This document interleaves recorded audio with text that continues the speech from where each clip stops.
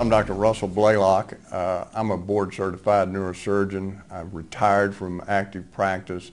Now I do primarily theoretical research in neurosciences and spend most of my time writing research articles, review articles on neuroscience projects at the present time.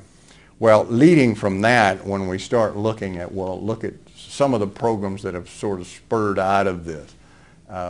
You know, the high-tech DNA manipulation, brain manipulation through electrodes or through transmission outside of electrodes to change human thinking. These are the more sophisticated programs that are a little bit more obvious, but then there's things that are less obvious. For instance, fluoridating water. They looked at 39,000 school children in which they looked at the effect of fluoridation versus non-fluoridation, and they found it had no beneficial effect at all. Well, they hid that document so scientists couldn't examine it, and the public and the media would never see it.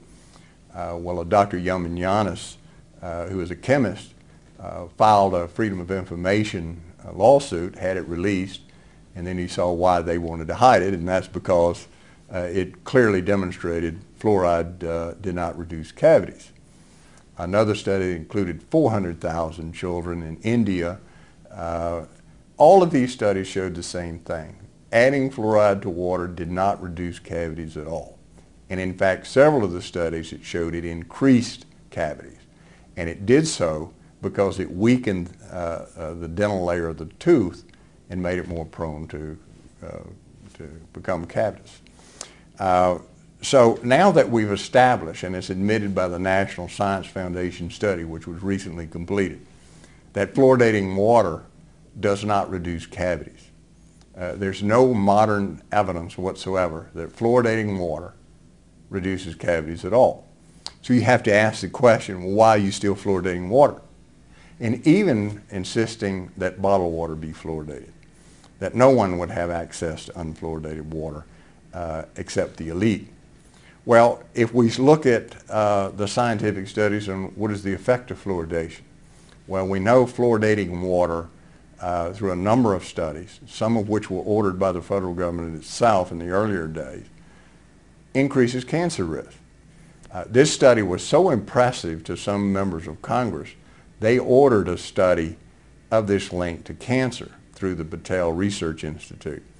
These studies showed that, number one, it produced a number of types of cancer, one which was a very rare liver cancer, and it significantly increased the growth of cancer in people who already had cancers. We know that it has profound effects on the brain. One of the most impressive was done by Dr. Phyllis Mullenix, who was a highly regarded neurotoxicologist.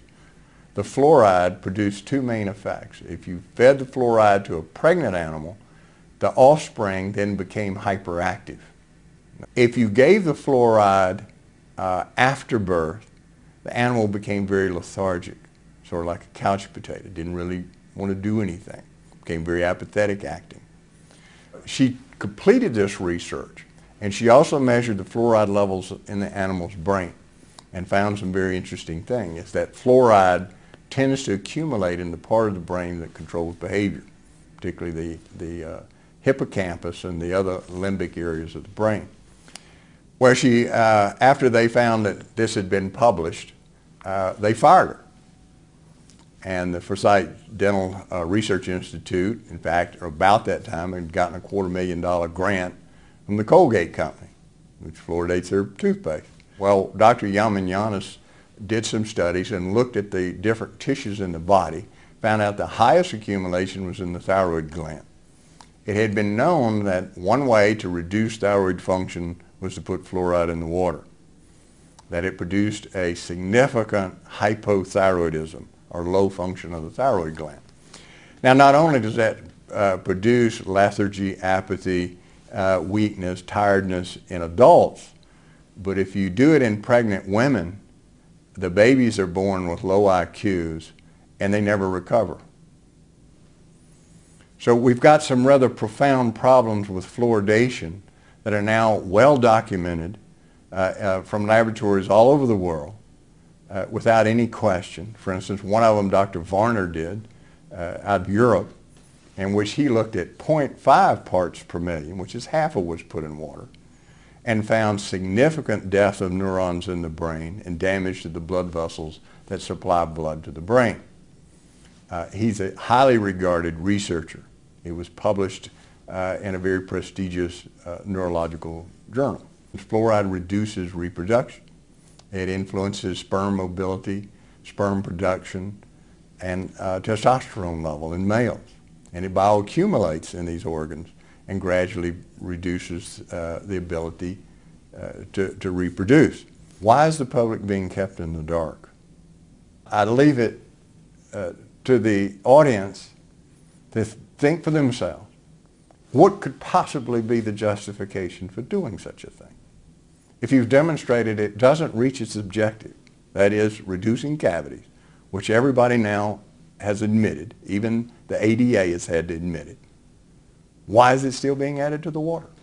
And so, just answer that question yourself without saying, well, they're doing it on purpose. You have to say, well, either they're doing it on purpose or they're the most incredibly stupid, incompetent people in the world, and they don't deserve to be in positions of power and should be removed from positions of power.